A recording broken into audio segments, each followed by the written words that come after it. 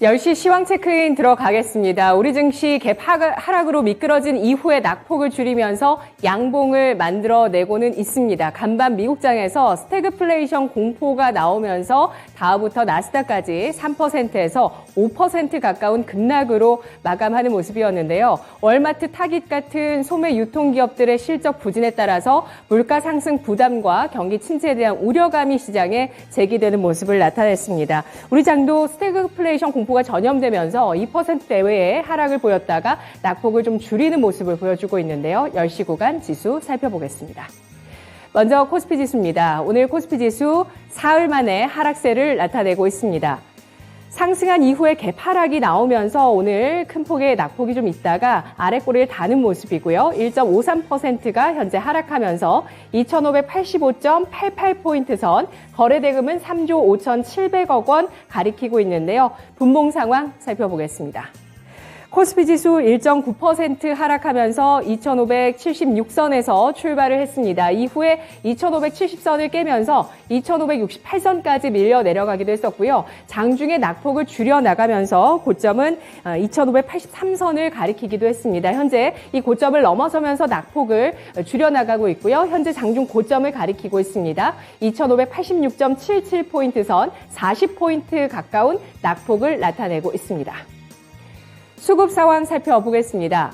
현재 외국인 쪽에서 하루 만에 순매도 전환하고 있고요. 기관 쪽에서 이틀째 매도세를 가리키고 있습니다. 각각 532억 원어치, 1,503억 원어치 매도세를 나타내고 있고요. 개인 쪽에서 이틀 연속의 순매수를 가리키며 2,018억 원의 순매수 시장에 유입시키고 있습니다.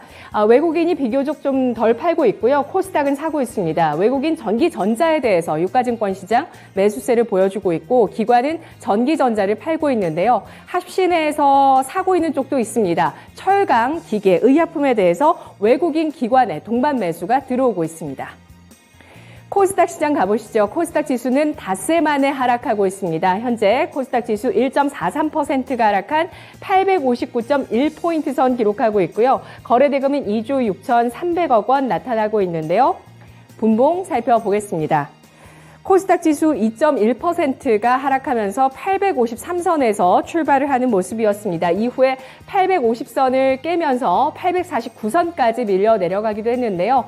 장중 낙폭을 줄여 나가면서 역시 코스닥 지수도 장중 고점을 형성하고 있습니다. 859.14포인트 선 12.43포인트의 하락세를 나타내고 있습니다. 수급 살펴보겠습니다. 코스닥에서는 외국인이 사주고 있는데요. 나흘 만에 매수 우위가 들어오고 있습니다. 354억 원어치의 순매수 코스닥 시장에 외국인 가리키고 있고 개인 쪽에서 214억 원어치 동반해서 사고 있습니다. 기관 쪽에서는 513억 원 코스닥 주식을 팔고 있는데요. 기관 쪽에서 이틀째 코스닥을 팔고 있습니다. 오늘 시장의 특징 잡아보도록 하겠습니다. 미국장의 여파를 받고 있는 두 가지 섹터가 있는데요. 그 가운데 첫 번째 게임 플랫폼주 살펴보겠습니다. 게임 플랫폼주들이 전반적으로 오늘 신저가를 경신하면서 52주 신저가의 주인공들이 되고 있는데요. 이 가운데서 넷마블의 어닝쇼크의 여파도 이어지고 있습니다. 1분기 어닝쇼크 신작이 지연된 가운데 나왔습니다. 적자를 기록했던 이후에 증권가에서 일제히 줄 하향하는 목표 주가 하향 리포트들이 나오고 있는데요. 여기에 일부 임원들이 최저가에 보유한 주식을 매도했다는 소식까지 더해지면서 투자 심리를 더 악화시키고 있습니다. 내부 사정에 밝은 임원들까지 이러한 저점에서 주식을 판다는 점에서 얼마나 회사가 더 앞으로 안 좋아질까에 대한 우려 심리가 나오고 있는 건데요. 증권가에서는 높은 마케팅비, 인건비 같은 구조적인 비용 증가 때문에 단기적으로 실적 개선에 대한 모멘텀이 보이지 않는다고 분석을 하고 있습니다. 이에 따라서 넷마블의 주가 현재는 1% 하락하며 75,800원 선에 거래가 되고 있는 모습이고요. 52주 신저가를 경신하고 있습니다. 여기에 네이버와 카카오도 일제히 52주 신저가인데요. 나란히 2% 넘게 빠지고 있습니다. 네이버가 27만 원, 카카오가 8만 600원 선에 거래가 되고 있습니다. 그래도 이 세 가지 종목은 양봉을 기록하면서 낙폭을 줄이고 있는데요. 하지만 조이시티와 카페24 같은 종목들, 일제히 신저가를 경신하는 종목들 리스트를 한번 뽑아봤는데요. 조이시티, 카페24, 내부시스터즈, 컴투스, NHN 한국사이버결제, NHN 비즈니스온, 웹캐시, 나무기술, 나무기술은 클라우드주입니다. 그리고 그리고 DNC 미디어, 소프트캠프, 보안주죠. 2%의 하락으로 52주 신저가고요. SBI 핀테크 솔루션즈, 민엔지까지 일제히 신저가를 경신하면서 급락하는 종목이 속출하고 있습니다. 오늘 시장의 두 번째 특징 잡아보도록 하겠습니다. 시장에서 그래도 기대를 걸고 있는 쪽은 우크라이나 재건 소식과 에그플레이션 관련 소식입니다. 최근에 EU 집행위원회의 재건 계획 초안이 나왔는데요. 이 안에서 우크라이나 전후의 국가 재건을 위한 차관과 보조금을 지원하는 내용이 들어가게 되면서 우크라이나 재건을 위해서 EU 쪽에서 힘을 실어주고 돈을 실어줍니다. 이에 대한 기대감이 나오고 있는 건데요. 특히 건설 기계 업황에 대한 기대감이 나오는 가운데 국내 캐터필라 등의 글로벌 이런 굴삭기나 건설 기계를 유통하고 있는 기업이 상승세를 타고 있습니다. 최근 일주일 동안 우크라이나 재건 기대감이 있었는데 헤이는 어제부터 움직이기 시작했고요. 오늘 장은 상한가까지 도달하면서 9,800원 선에 거래가 되고 있습니다. 이 밖에 에그플레이션에 대한 우려감 계속됩니다. 하반기 식량 안보 위기가 전 세계를 덮칠 수 있다는 우려감 계속되고 있는 상황이고요. 최근 인도 쪽에서 밀 수출을 금지하게 되면서 이 같은 우려감을 더 촉발하고 있습니다. 한탑과 팜스코가 나란히 오늘 장 16%, 7%까지 크게 상승하고 있습니다.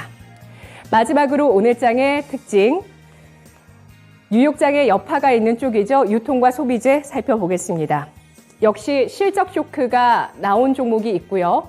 미국장의 하락으로 인해서 그 하락이 더욱더 거세지고 있는 종목입니다.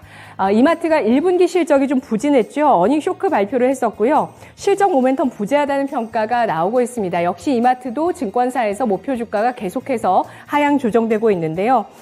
실적을 보면 할인점은 그나마 선방을 했는데 이커머스 사업인 쓱닷컴과 쓱닷컴과 G마켓의 적자가 계속되고 있습니다. 이에 따라서 이마트의 주가 오늘 매도세가 몰리게 되는데요. 주가 3.77% 하락, 미국장의 월마트와 동반한 하락이라고 보실 수가 있겠습니다. 11만 5천 원 선에 거래가 되고 있습니다. 이 밖에 아모레퍼시픽은 오늘 15만 원을 깨지 않았기 때문에 신저가에서는 현재 10,000원 정도의 그 룸이 남아 있는데요. 현재 1%가량의 하락, 이틀째 내림세를 기록하고 있죠. 30억 원 규모의 내부 직원의 횡령 소식과 함께 주가 이틀째 하락세 눈에 띄고 있습니다. 이 밖에 신저가 종목 가운데서 유통 소비재 살펴보겠습니다. 빙그레가 1.75% 신저가 경신하고 있고요. 현대홈쇼핑이 55,900원에 1.7% 하락입니다. LG생활건강, 코스맥스 나란히 1%대 하락으로 신저가고요. 밥솥주 코코홈시스도 2% 하락으로 신저가입니다. 매트리스의 지누스 3%의 하락이고요. 락앤락, 신세계푸드, 롯데푸드, 그리고 레깅스 관련한 소재죠. 효성 TNC까지 신저가 경신하고 있고요. 건자재 쪽의 LS 하우시스 2%의 하락으로 신저가입니다. 그리고 가전의 LG전자 역시도 2.8% 하락하며 10만 4천 원 선 52주 신저가를 경신하고 있습니다. 지금 시장 상황에 대해서 한마디 전해 듣도록 하겠습니다. 신한금융투자의 서면지점 이호섭 PB입니다. PB님 안녕하십니까? 네, 안녕하십니까. 이호섭 PB입니다. 네, 지난주에 이어서 이번 주도 공포감이 반영되는 장의 모습입니다. 오늘 장 어떻게 봐야 될까요? 네, 우선 오늘 장 같은 경우 이제 어저께 말씀드렸던 내용인데요. 탈환하는 것보다 지키는 게 어렵다라고 말씀드릴 수 있겠습니다. 네, 2600선을 잘 지키기 위해서 정말 4거래일 동안 분주하게 움직였는데 오늘 좀 허무하게 개파락을 했습니다. 이 상황을 어떻게 판단해야 될까요? 네, 우선 오늘 같은 경우에 그 2600포인트가 또 깨지게 됐고요. 깨지게 된 내용을 살펴보자면 결국에는 미국 증시 나스닥이라든지 S&P 500이 지수가 역대급이라고 할 만큼 하락이 좀 있었습니다. 이 내용을 꼼꼼하게 뜯어서 살펴보면 결국은 이제 앞으로 실적에 대한 우려감들이 굉장히 컸다는 부분들이고요. 지금 경기가 그렇게 나쁜 것이냐라고 하면 지금 인플레이션으로 인해서 경기가 나빠 보이는 효과가 지금 있다라고 좀 판단을 하고 있습니다. 이 말인즉슨 지금 실질적으로 바뀐 것이 있다라기보다는 표면적으로 우려감이라든지 이런 부분이 굉장히 크다라고 할 수 있고요. 전일 저희가 생각해보면 나스닥 지수 많이 올랐든 이제 미국 지수가 많이 올랐을 때는 또 이제 인플레이션에 대한 우려를 이제 파월 의장이 이제 꺾어주면서 또 주가가 올랐던 거거든요. 아직까지는 이제 파월 의장 또 시장의 반응 이런 것들에 의해서 일희일비할 수 있는 시장이지만 결국 저희는 기준점을 가지고 있다는 겁니다. 기준점이 제가 말씀드렸던 2600포인트라고 할 수가 있고요. 이 2600포인트 기준으로 오르락내리락 등락을 반복할 것이기 때문에 이 구간에서 이제 어떻게 매매하는지에 대해서 조금 더 고민해 볼 필요가 있다고 판단합니다. 네, 현재 시장 우려가 선반영되고 있다고 판단하고 있습니다. 물가 상승으로 인해서 경기가 나빠 보이는 착시 효과가 있다는 판단도 함께 해주셨는데요. 그럼 종목별로 전략을 한번 세워보겠습니다. 오늘 장에 특징적으로 움직이는 쪽 가운데서 게임 플랫폼주들의 신저가가 눈에 띕니다. 전방위적인 하락이라고 볼 수가 있을 것 같은데 게임 플랫폼주 어떻게 보시나요? 네, 우선 게임 플랫폼주 같은 경우에는 좀 어쩔 수 없이 하락한다라고 말씀을 드려야 될 것 같습니다. 왜냐하면 당연히 성장기에 있을 때보다는 나쁠 수밖에 없고요. 그 다음에 실적이라든지 이런 부분도 좋을 만한 내용이 상대적으로 좀 적다라고 할 수 있습니다. 오히려 이제 게임 섹터만 조금 더 뜯어서 제가 말씀을 드려보면 결국에는 최근에 이제 신작이 부재하다는 것이 굉장히 좀 큰 포인트가 되고요.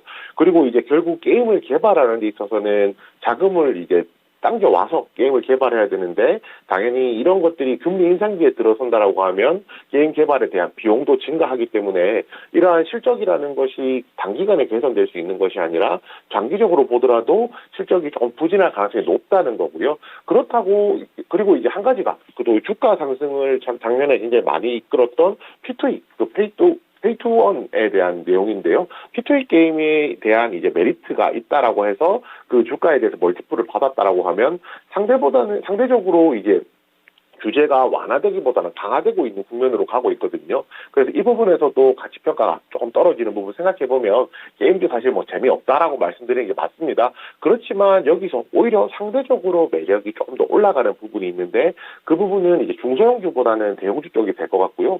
대표적으로 NC소프트라든지 크래프톤이 될 것 같은데 올해 지금 실적 기준으로 보면은 밸류에이션이 NC소프트가 16배, PR 16배, 크래프톤이 17배 정도 나오거든요. 게임에서 치고 이 정도로 PR이 내려왔다는 것은 어느 정도는 저평가 국면에 들어섰다는 것이고요. 그리고 불확실성이 높아질수록 중소형주보다 대형주가 낫다는 점 생각해 본다면 지금 시점에서는 NC소프트나 크래프톤 같은 대형주 관심 가질 필요가 있습니다.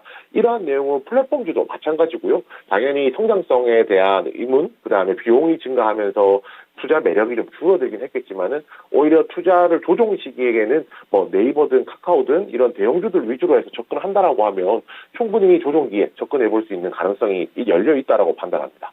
네, 역사적인 밸류에이션 밴드로 봤을 때 NC소프트와 크래프톤의 매력이 있다는 판단을 해주십니다. 자, 이어서 우크라이나 재건과 에그플레이션 관련주입니다. 모멘텀이 여기 계속 있으면서 상승 기대감 나오는데 종목별로 하루하루 다르게 움직이는 순환매가 나오고 있어서 사실 가는 종목을 좀 쳐다볼 수밖에 없는 상황일 것 같은데 어떤 종목, 어떤 전략으로 대응을 하는 게 좋을까요? 네, 대표적으로 해인이라든지 그 재건 관련해서는 해인, 그 다음에 에그플레이션 관련해서 TIM이 상대적으로 주가가 조금 많이 변동성이 크다라고 할 수가 있는데요. 아무래도 지금 이 부분에 대해서 쳐다만 볼 수밖에 없는 이유는 이 이슈가 단기적인 이슈가 아닌가 하는 이제 그런 우려감이 가장 크다라고 생각을 하고 있습니다.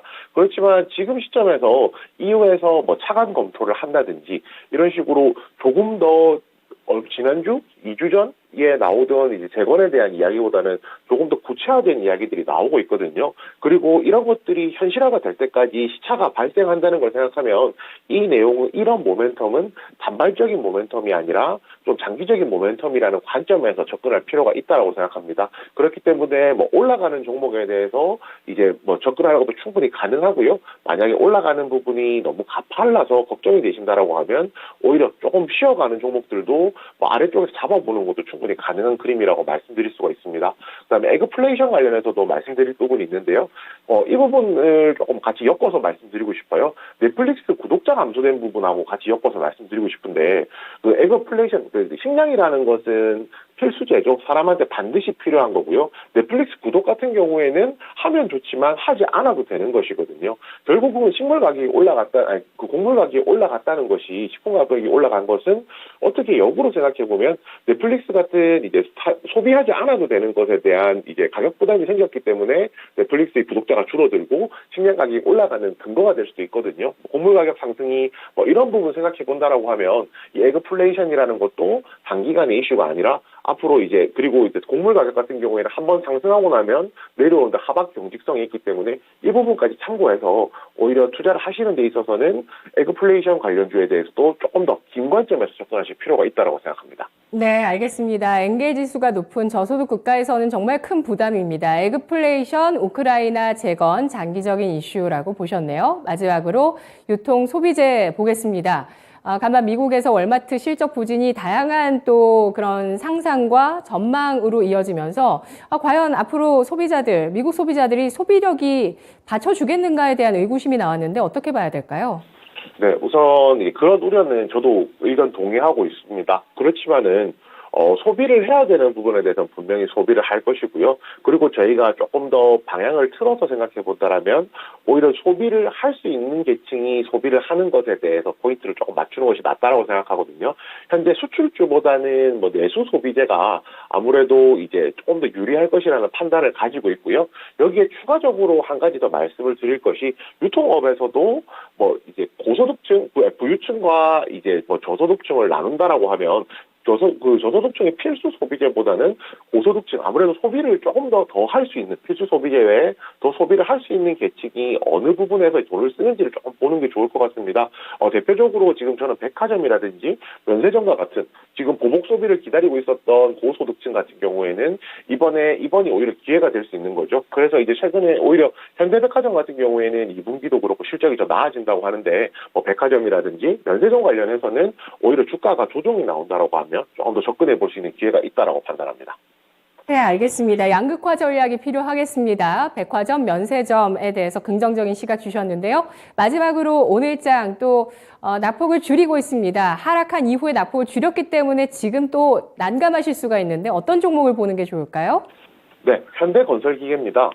현대건설기계는 많은 분들이 아시다시피 우크라이나 재건 관련주로서도 시장에서 많이 얘기가 되는데요. 상대적으로 지금 올라가고 있는 해인이나 다스코에 비하면은 주가 변동이 조금 적은 편입니다. 그렇지만 조금 더 제가 장기화라고 놓고 보았을 때 결국에는 실제로 이제 우크라이나 재건을 할 때 국내 기업들이 재건 사업에 포함이 되는지 되지 않는지가 굉장히 좀 중요하다라고 할 수가 있고요. 기대감으로 올라갈 수도 있겠지만 만약에 포함이 되지 않는다라고 하면 오히려 실질적으로 뭔가 성과가 나오고 있는 회사에 조금 더 포인트를 맞추는 것이 낫지 않을까라고 판단을 했습니다. 현재 이제 인디아 시장에서 4월에 시장 점유율 19%고요. 월별 판매량 이제 1위를 달성을 했거든요. 이것이 이제 인도 시장에 진출한 이후 최초의 이제 성과라고 할 수가 있고요. 그 다음에 지금 인도 정부에서 이제 대규모 인프라 투자 계획을 가지고 있습니다.